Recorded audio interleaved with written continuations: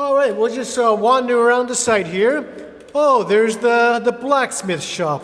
Let's wander into the blacksmith shop, though. Hello there. Hello. Are you the blacksmith here? I am. I'm the blacksmith here. And what is your name? Lord Gray. Oh, how long you been blacksmithing here? Looks like you've been here for ages. Long time, yes. I've been working for Mr. Wagner for a long time. Oh, I remember Mr. Wagner. My father knew Mr. Wagner. Yeah, well, he's still around. How's he doing? Well, he's getting older. He doesn't do horses anymore. We're working on car bumpers now. Well, I guess none of us are getting any younger, huh?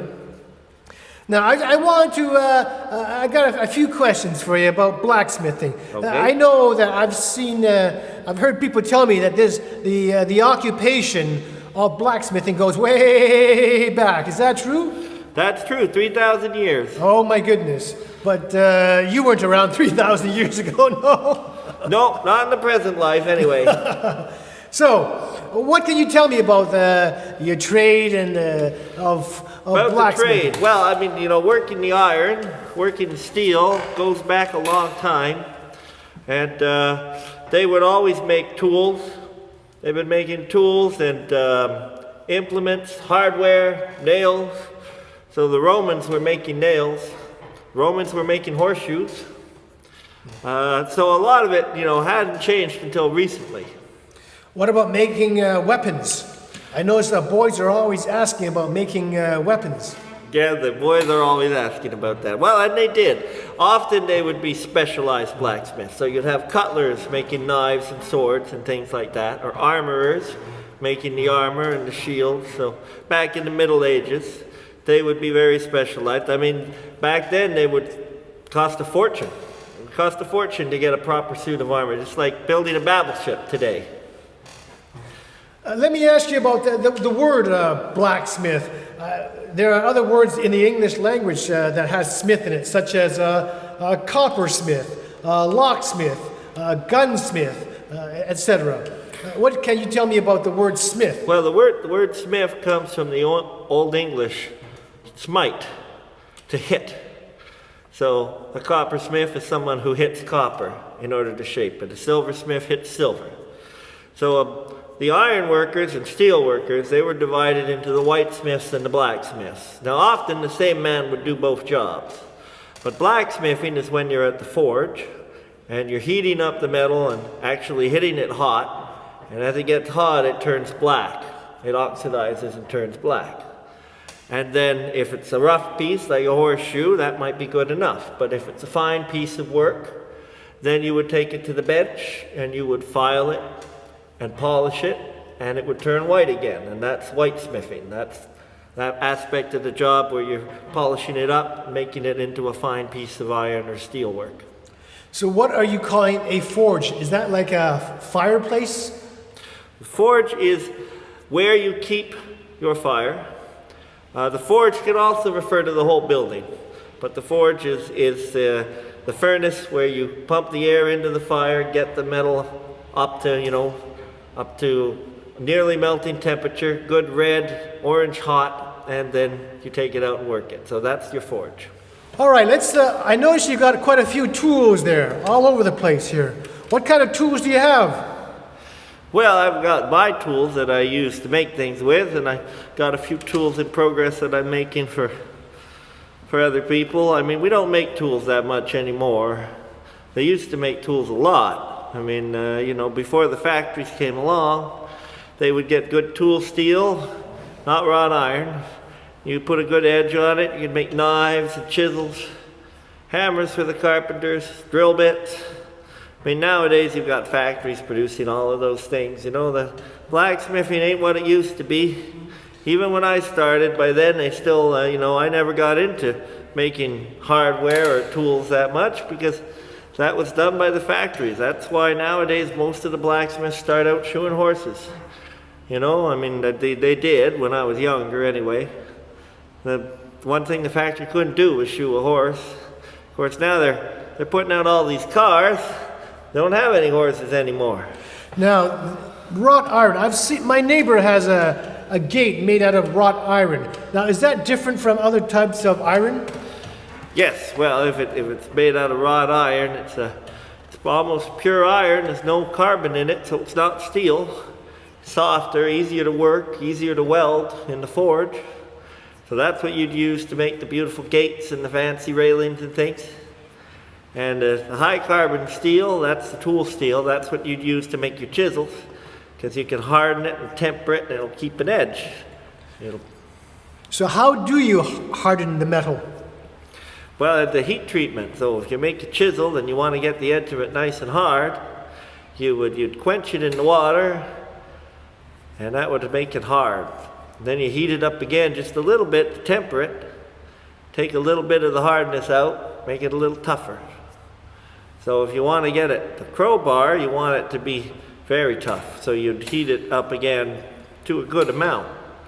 Whereas a razor blade, you just heat it up a little bit. You don't need it to be tough, you need it to be hard and sharp. So a razor blade can be brittle, that's fine because you're not bending anything with it.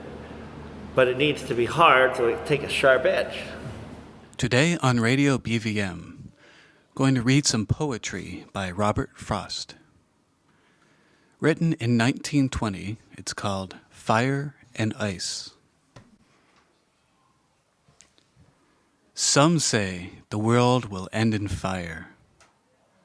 Some say in ice. From what I've tasted of desire, I hold with those who favor fire. But if I had to perish twice, I think I know enough of hate to know that for destruction ice is also great and would suffice. That's Fire and Ice by Robert Frost, 1920. This is Ryan Fletcher from BVM Radio, reporting live from Victoria Day. Are you excited to see the Queen today? Very much so. Yes. Do you know how old she is? Old enough. Oh, it's quite a mystery to us because she's been reigning since about the 18th century. Really? And we're quite happy to have her here in her what God must save be the a Queen. fairly delicate condition, I guess. Yes. Well, I'm glad she can come out here and run these events. Yes. So have you ever met the Queen before? I have not, no. Yes.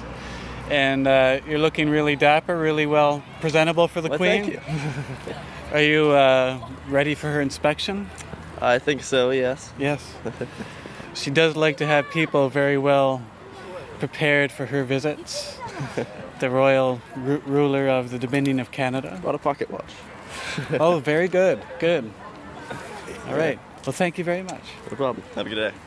Stopping by woods on a snowy evening, Robert Frost, 1922. Whose woods these are, I think I know. His house is in the village, though.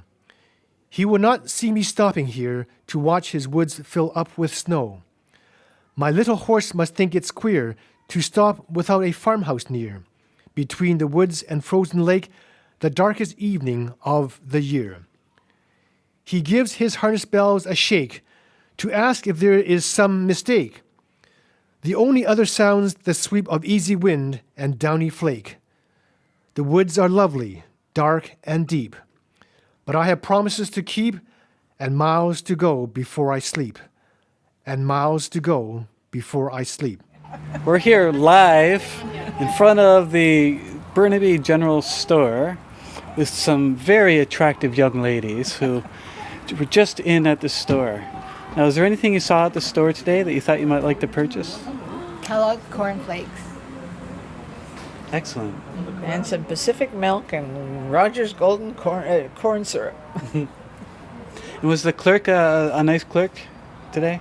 Oh, very nice, yes. Very congenial, yes. Was he? Yes. And did he know anything? Did you ask him any questions? Actually, we didn't ask him any questions. Okay. That might be better. Okay. And did you have a notice of bran flakes as well? There's something written on the bran flakes. No, we didn't notice what's written on the brand. Well, plates. they advise you that it's very good for your. I'm blanking on the word. Constitution, that's Yes, right, yes, yes. Yes, it's right on the box, so it's a good selling point for bran flakes. Right. And is this your first visit to the museum? Yes. Yes. No, Not for I've you? been here several times. So was this your idea? Yes. Yes. She And- needed a ride on the carousel. It's my All right, birthday yes. today, so she brought Oh. me to ride the carousel. Oh, very nice. I'm 64, 64. and yeah, that's the reason we're here. Very nice. Yes. Okay. And she was lived on a farm, and I visited her many times, so we're enjoying seeing the old machinery and the old buildings. We were in Saskatchewan. That's where we were.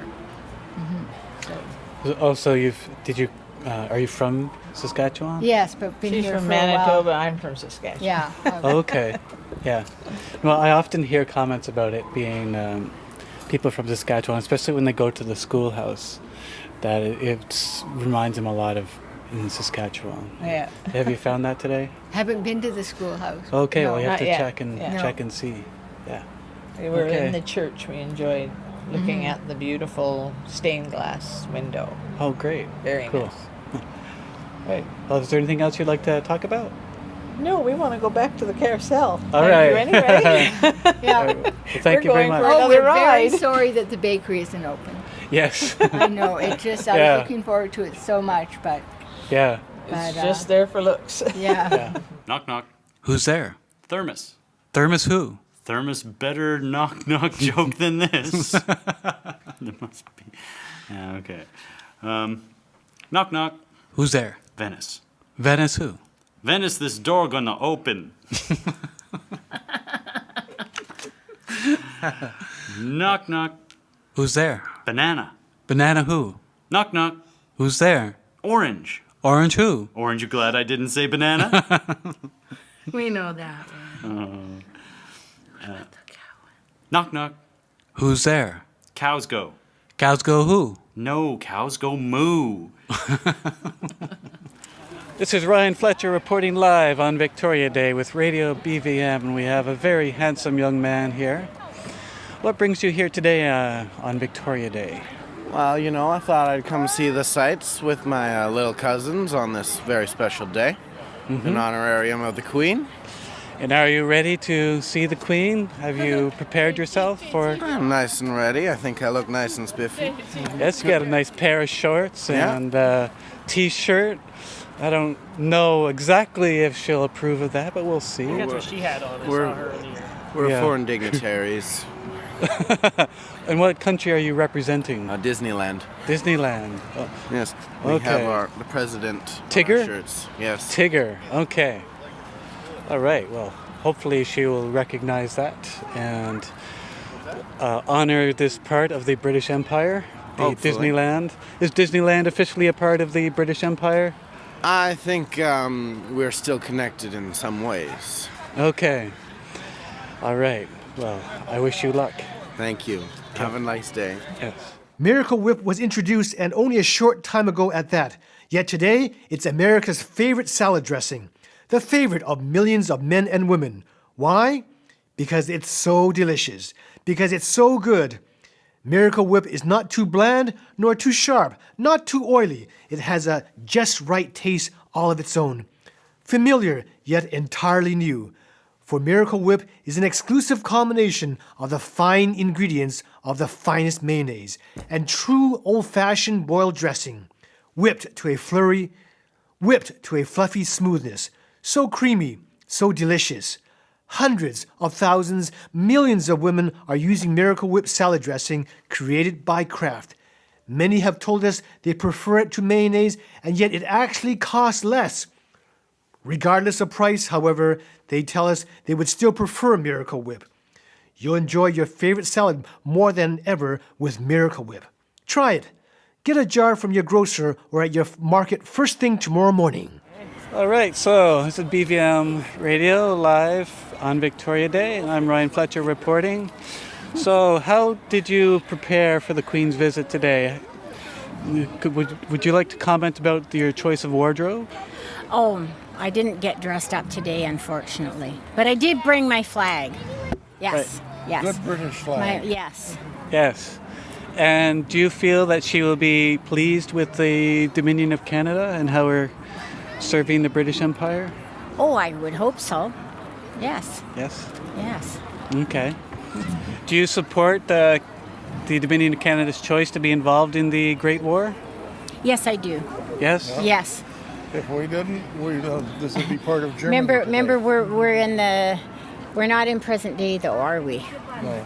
We're in the Well, yes, we are in present Are day, we? 1925. Yes, it's 1925. Yes, yes. Why? Where are you? Where do you think you are? We're from the future, actually. Is that right? Yes. Well, tell me, what should I invest in? Oh, that's a really good question. I mean, the way the stock markets are going, I want to make a nice investment, What right? was it, 1925? Yeah. Save all your money, keep it in a sack under the bed because 1929 is coming. And if you invest it in the stock market, Yes. you What get it all. happens? Stock market 1929 is crash. a great stock market crash. That'll never happen. Oh, really? I don't know. It can't happen. Okay. No. Okay. No. Yeah. Infinite growth. People were jumping out of windows, committing suicide. Oh, no, I don't believe it. We're going to take this off. We're not going to air that. That's larceny. I don't believe it at all. It's not going to Anyway, I'm thrilled to be here today Yes. to join in the celebration of the Queen's birthday. Celebrate Queen Yeah. Victoria's birthday. Yes. Now, do you know how old she might be? She never talks about her age. I don't. I have no idea. She's Be a pretty couple hundred ancient. years old. She's pretty old. Okay. Oh, thank you very much. All righty. Thank you. This is Ryan Fletcher from BVM Radio, and we have a gentleman here who just visited our tram. So tell us about your history with the tram. Well, I remember it being at the Edmonds bus loop, which was at Kingsway and Edmonds. It's behind the old municipal hall, which is also where that little fountain used to stand. I remember as kids we used to actually sneak onto the thing. It was boarded up back then. Yes. And it was in bad shape. It was pretty ratty inside. So it's actually nice to see it all fully restored like that and fixed up. Were you surprised to see it as it is? Did you ever imagine it might look like that? Well, not back when I was a kid, Yeah. but I've seen it several times over the years. It's just nice to see it fixed up in Yeah. a piece of the history. I grew up very close to where the Leaside station was. Uh-huh. I was born about the time they actually shut the system down, so I don't actually ever remember it operating, Yes. but my parents do. My dad grew up with the thing in that area. Right. Cool. He's My got- understanding is that was that location at Kingsway and Edmonds was the end of a streetcar line. Yeah. Yeah. It used to run along parallel with Beresford there, so behind where the old Burnaby South High School was. Uh-huh. And then this one used to branch off down, go down the hill through Leaside and then down the hill into New Westminster. Okay. Great. So people would connect with the tram and catch a streetcar. Was it a transfer point or was it not? Oh, I think it was just similar to our current SkyTrain system. Although I don't Yes. think there wasn't all the links with the buses there and stuff like that. It was Yeah. far less populated, so I think everybody just went by foot to the stations and traveled from there. Okay. Now, are you also here to see the Queen today? No, not actually. No. I just had Okay. the day off and decided let's come down here and see what's going on. Okay. Well, we will be having cake later and a lot of other events too. So even if you're not specifically here to see the Queen, there's lots to see. Lots of cake here. It's a big cake. It's a big cake. Enough cake for everybody. Yes, plenty. Yes. Plenty of cake. All right. You can have my piece if you want. I'm good on cake, you know. Yeah. Okay. Well, thank you very much. All right, thanks. Yeah, thank you.